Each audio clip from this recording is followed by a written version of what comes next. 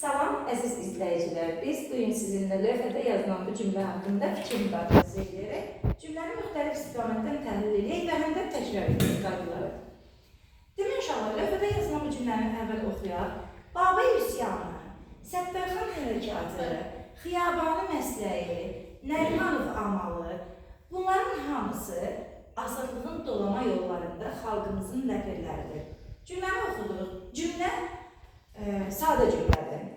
Böyüklüyünə baxmayın, amma cümlə sadə cümlədir. Nəyə görə sadə cümlədir? Çünki cümlənin bir fikri ifadə edir, bitmiş bir fikri var, adi intonasiya ilə nəqli cümlədir.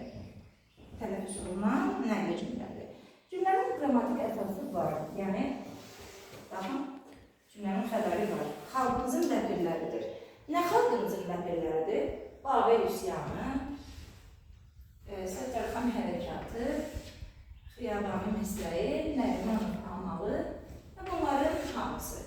Bəli mübtədaları tapdıq. Cümlə həmcins üzvlü cümlədir. Həmcins üzvlü nədir? Biz həmcins üzvlər haqqında nə demişdik? Eyni üzvlə bağlı olan, eyni suala cavab verən, sadalama intonasiyası və tabisizlik əlaqəsi ilə bağlanan cümlələr, cümlə üzvləri həmcins üzvlərdir. Bəli, biz burada həmcins üzvlərin artıq mübtədanın həmcinsini gördük, düzdürmü?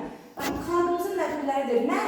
Babək üsyanı, Səttarxan hərəkatı, Xiyabani məsləyi, Nərimanov amalı və bütün bunlar həmcins üzv olaraq xəbərlə əlaqələnirlər.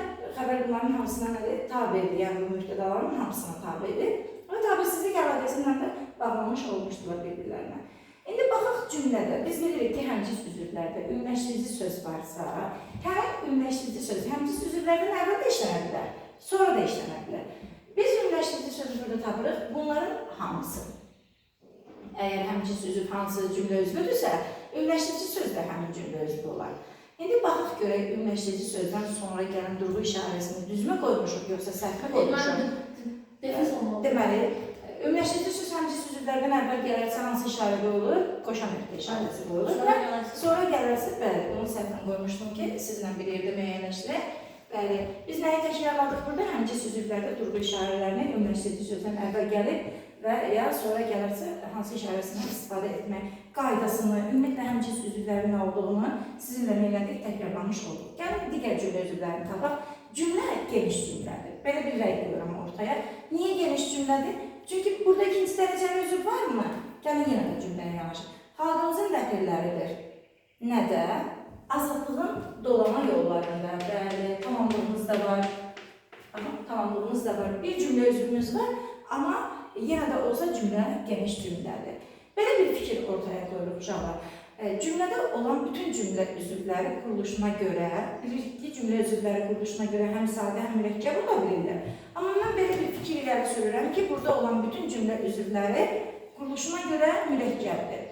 Doğrudurmu bu fikrim? Nəyə görə doğrudur? Bu fikrim doğrudur uşaqlar? Cümlə üzvləri quruluşuna görə mürəkkəbdirmi? Bəli, quruluşuna görə mürəkkəbdir. Nəyə görə mürəkkəbdir? Hər biri mübtədalar, hətta ümumiləşdirici sözümüz belə quruluşuna görə mürəkkəbdir. Çünki söz birləşməsi ilə ifadə olunurlar, düzdürmü? Baxın, xəbərin özü necə xəbərlidir? İsmi xəbərlidir. Mübtədamız ismi birləşmə ilə ifadə olunur və ilaxır və s. İndi gəlin görək cümlədə neçə cümlə üzvü, neçə nitq hissəsi iştirak edir. Bax, sizdən bir yerdə sayaq. Sizcə burada neçə nitq hissəsi var? Mən belə bir fikir irəli sürürəm ki, burada 3 nitq hissəmizdən istifadə olunur. Sözlərin əksəriyyəti isimdir. Baxın, əvəzlik var. Bunların hansı əvəzlikdir? İşarə əvəzlikdir, düzdür? Hansı əvəzlikdir? Qeyri-müəyyən əvəzlikdir, düzdürmü? Hansı, bəs dolama sözü, hansı nitq hissəsidir kim deyə? Dolama yolu. Sifətdir, bəli, dola feilindən dolama, amma leksik şəkilsi ilə sifət əmələ gəlmişdir, doğrudur. İndi gələk görək cümlədə neçə yəri halında olan söz var. Maraqlıdır, sizinlə bir yerdə axtarıq. Baxın, Babək, Səttarxan 2, Xiyabani 3, Nərimanov 4, bunların hamısı 5, azadlığın 6, xalqımızın 7. 7 yəri halında olan söz var, düzdürmü? İndi sizin fikrinizsə bunlarda qeyri-müəyyən olanlar da var da, məsələn, Babel üsyanı, düzdür? Babel üsyanı olmalıydı, elə deyil. Orada qeyri-müəyyənlik və yer.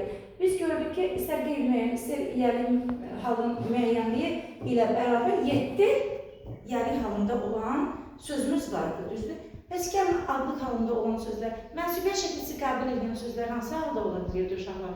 Adlıq halında ola bilirdi. İndi gəlin adlıq halında olan sözlərine bax burada. Üsyanı mənsubiyyət qəbul edib adlıq halındadır. 2 hərəkatı, məsləyi, 3, 4, hamısı baxın mənsubiyyət qəbul edib, əvəzlikdir, 5. Ləpirləridir. Ləpirləri bir sözü xəbər hansı haldadır uşaqlar? Ləpirləri mənsubiyyət qəbul edib, cəmi qəbul edib, şəxsonluğu qəbul edib, deməli bu da adlıq halındadır. 5 adlıq halında olan mənimiz oldu, sözümüz oldu, düzdürmü? Yollarında sözü yerli halındadır. Bəs görün bu cümlədə sizcə həmçinin sinonim işlənən söz varmı? Bəli, var. Xiyabanın məsləyi almalı. Hər ikisi bir-birlərindən necə sözlərdir? Sinonim olan sözlərdir. Sinonim nədir? Biz hansı keçmişdik bunun leksika bölməsində. Yaxın mənalı sözlərin yaxın mənalı sözlər sinonimlər adlanır. Sinonimlər eyni bir hissəsinə nə ola bilir? Aid ola bilən sözlərdir. Anonim olan söz var mı uşaqlar? Bəli, anonim olan sözlər var. Məsələn, yol sözü. Yol sözünün anonimliyi nədir? Feil ola bilən sözdür, düzdür? Azad sözü düzəltmə sözdür quruluşuna görə nədən düzəlir? Sifətdən nə düzəlir? İsim düzəlir. Aydın oldu mu? Cümlə haqqında buraya qədər sizlə təkrar elədik. Ümid edirəm ki, sizin fikirləriniz də maraqlı olur. Təşəkkür edirəm dinlədiyinizə görə.